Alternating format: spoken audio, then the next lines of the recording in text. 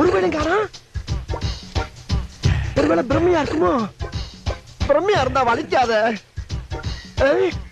இன்னைக்கு என்ன செய்ய காத்திருக்காங்க தெரியலையே. இருக்கட்டும். நேரம் திக்கு திக்கு இருக்கியா நம்ம பொழப்பு.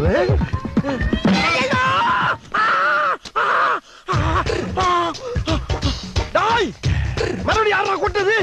இப்ப யாரா கொட்டது? எந்த கலவாணி போய் தெரியலையே. கலவுல சரிப்பட்டு வராது. சீக்கிரம் மூஞ்சி தொடச்சிட்டு கிளம்பிட வேண்டியதான். இப்ப யாரா டவுன்ல தொடச்சு முடிக்கிறப்ப டபுள் குட்டானா கொட்டுறீங்க.